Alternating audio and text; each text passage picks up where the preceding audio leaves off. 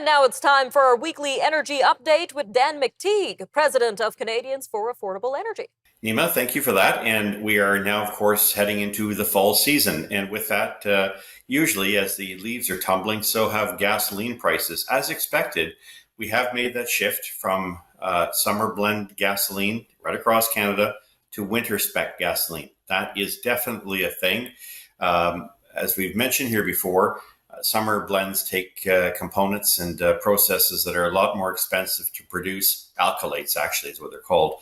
In the winter, from about the mid part of September right until the mid part of April, they switch over, remove that component, and add butane. That's so that butane, which is of course very volatile, but great when you need to get your engine running on a cold morning.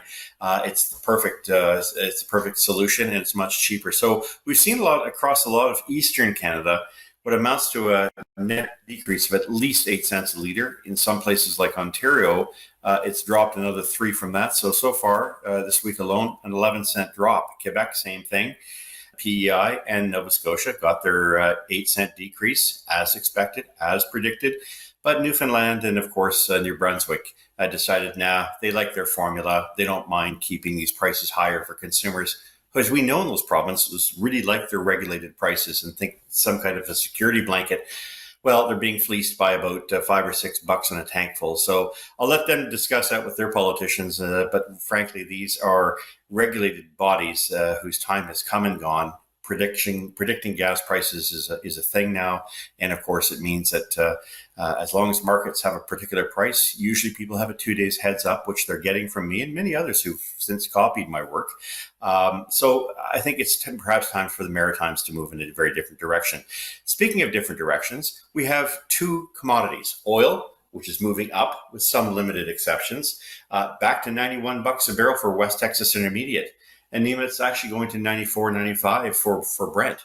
But gasoline seems to be very reluctant to move, not just because of that switch over, where there has been a pretty significant difference in price, but we have to recognize that when a refinery operates and says, hey, there's a shortage of diesel prices are going up, we want to get more diesel in the market. Well, they have to go through more barrels of oil. So they're buying more oil, and as a result, depressing the price of gasoline. You cannot at a refinery turn a switch on or off and say, well, one day I want to produce more diesel out of that barrel of oil and no gasoline. It doesn't work that way. You want more diesel, you have to go through and process more oil. And to do that, you're producing, as a consequence, as a byproduct, a lot more gasoline. So that's really why we're seeing this kind of odd situation, which oil prices are going up. Diesel prices continue to climb, although there have been a bit of a pause here and there. But gasoline prices have, to a large extent, cratered. So anyone who thinks that, there's a connection between oil and gasoline only has to know over the past week the two are completely disconnected, and that often happens. So speaking of disconnection and fundamentals, what we're looking at across the country, though, next week is, I think, a reversal of fortunes, slowly but surely, and towards the ending of September. And this time next week, Nima, I think we're going to be looking at gas prices on average on Canada moving up about 4 cents a litre. So we're already starting to see signs of that. In Vancouver, in the Lower Mainland, gas prices are heading up 7 cents a litre from 2.1 or 201 a litre all the way up to 208 a litre, or 207.9. The same will be pretty much for the rest of British Columbia, which I think we'll see probably about a 4 to 5 cent increase, pushing us back to the 179, 180 range. Alberta, don't expect much there. Always quiet.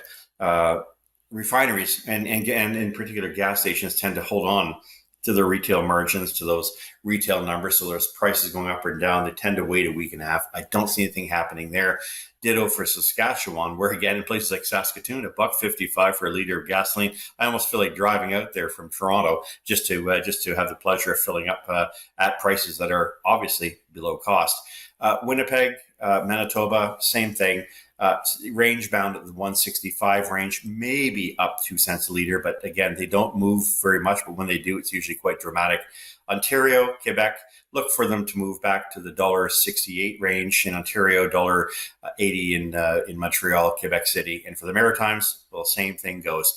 those two provinces, the holdouts, Newfoundland and Newfoundland and New Brunswick, look for gas prices to drop about 6 cents a litre next week, while the other parts, PEI and of course Nova Scotia, look for those prices to probably stabilize with very little in the way of change. Diesel will be the big issue over the next couple of weeks. We'll have more to talk about it this time next week. Thanks, Nima.